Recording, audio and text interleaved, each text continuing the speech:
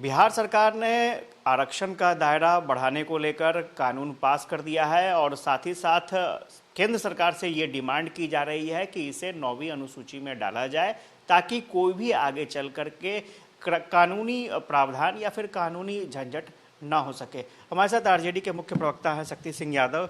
शक्ति जी, सुशील मोदी का कहना है कि 9वीं अनुसूची में डालने के बाद भी कानूनी प्रावधान हो सकता है, कोई कानून के पास जा सकता है, बिहार सरकार के अधिकारी गलत बोल रहे हैं। सुशील कुमार मोदी जी और भारतीय जनता पार्टी दोनों आरक्षण और जाति गणना के खिलाफ हैं। भाजपा शुरू से ही विरोध में खड़ी है।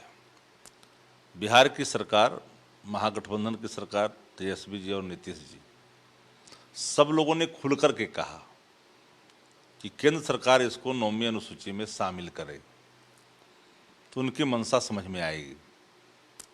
और 9वीं अनुसूची में जब शामिल हो जाता है तो फिर इस पर कोई कानूनी दांव-पेच नहीं चलता।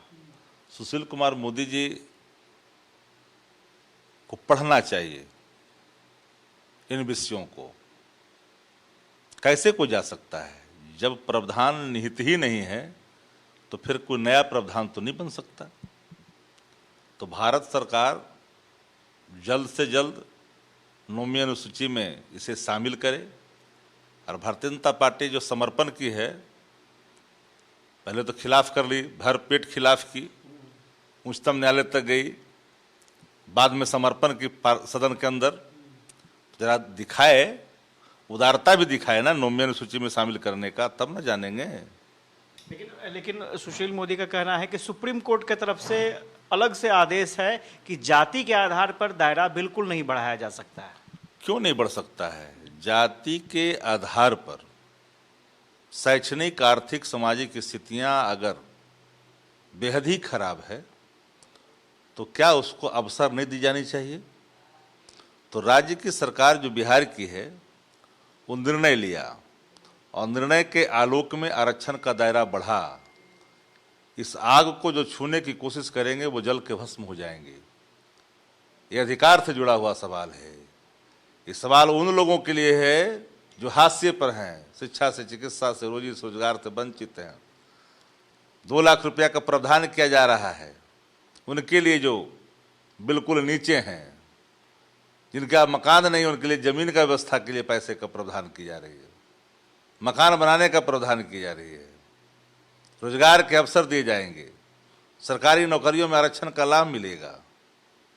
इसलिए अगर ये सुशील कुमार मोदी जी बोल रहे हैं तो आरक्षण विरोधी जो भाव उनका है वो खुल करके सामने आ रहा है। लेकिन उन लोगों का तो साफ कहना है कि सरकार के पास पैसे नहीं हैं, आप नौकरियां दे रहे हैं, पैसे 3 महीने से टीचर को पैसे नहीं मिले, और उसके बाद आपने अगर शराबबंदी की है तो उसके लिए भी आप ही लोग जिम्मेवार हैं, क्योंकि पैसे उससे भी, राजस्व से भी जा रहे हैं, उसमें पैसे नहीं आ रहे हैं। सुशील कुमार मोदी जी धरना पर बैठे कि सराय चालू कर दिया जाए, राजस्व को ध्यान में रख करके।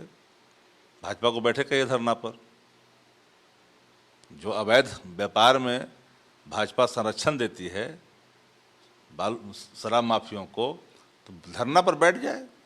सरकार देखेगी कि किस रूप में धरना पर काम कर रहे हैं बैठ के ही। शक्ति सिंह यादव थे और इन्होंने साफ तौर पर कहा है कि केंद्र सरकार को अविलंब 9वीं अनुसूची में डालना चाहिए। आरक्षण का मामला है और अगर बीजेपी वाकई अगर श्रेय लेने की कोशिश कर रही है कि जाति गणना में वो साथ थी, तो इस फैसले पर जल्द से जल्द अमल करना चाहिए। कैमरा पर्सन सुनील के साथ आशुतोष चंद्र, न्यूज़ पटना।